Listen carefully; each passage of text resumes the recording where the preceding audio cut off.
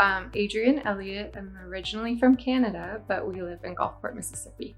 So my journey started unexpectedly, I'm sure, as everyone else that's been through anything like this. And the crazy part of it is I had a clear mammogram last year. And then I chose to go for a breast lift surgery. And at that time I signed for pathology, which I almost didn't do. And I had asked the nurse and I said, I had this clear mammogram last year. Do you really think I need to do this? And she said, just do it, you'll be fine.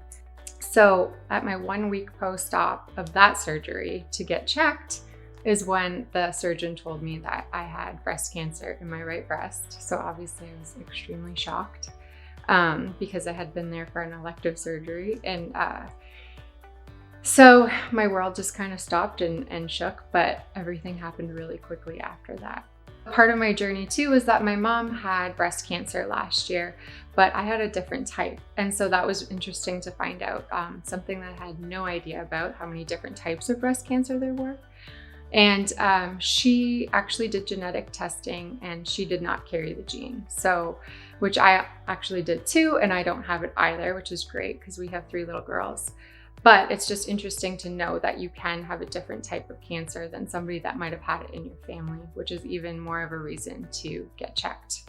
But to continue on with my story, I so found out that day, and all he could tell me was that it was a really, really small tumor. It was in my right breast, and that it was called lobular carcinoma. So that's all we knew.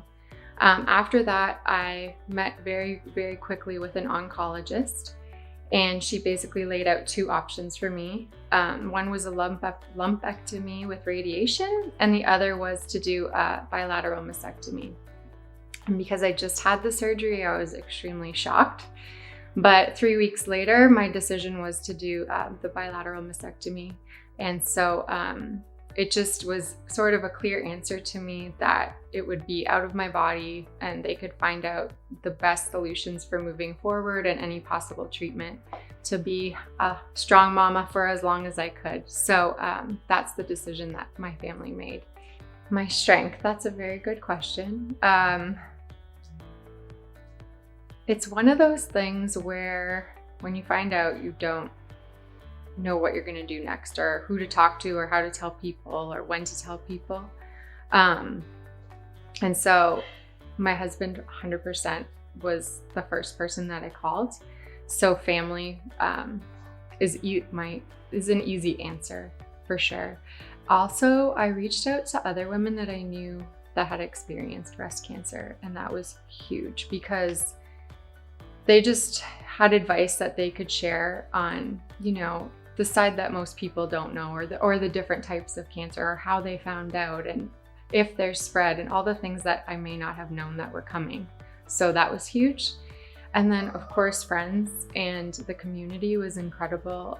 We started getting meals and flowers and presents and all this stuff. And so of course, our 3 little girls too. You look at them and you're a mom and you just push through whatever you need to do. So we shared the story with them, and they were a huge part in our little angels. So to the people that feel scared to go for their annual mammogram, or just if they find a lump or they're anxious, my wish would be to streamline ahead, ask questions, seek out early detection, because if I hadn't taken that test for pathology, I never would have known. And they told me it could have been 5 years later and my story would have been very, very different.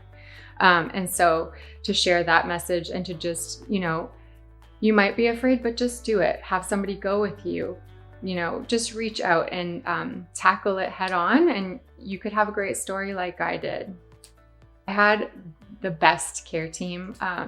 The second that Brandon, my husband, and I met Dr. Wall, she came in and she hugged us, and she gave us so much hope and education and knowledge immediately. And then Dr. Mace, the second that I met him, there was just a comfort that I felt through his eyes and his energy and his team. And we just knew we were in the right hands, and I'm lucky enough to be here with great results.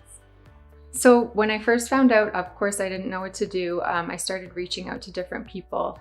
And so some had suggested to go to different hospitals in different areas. And my appointments happened so quickly. And so in my heart, I was just thought, I'm going to go that direction. I'm going to meet with the local doctors and see how I feel and what my gut tells me. And the moment that I met them, I just knew we were, in the best place possible. And then I just have to do a shout out to Dr. Tamajan. He was my anesthesiologist, and I just said, whatever you guys need in that room to do your best work, go for it. So he said he was going to play some music and have fun while he was operating, but it worked out well.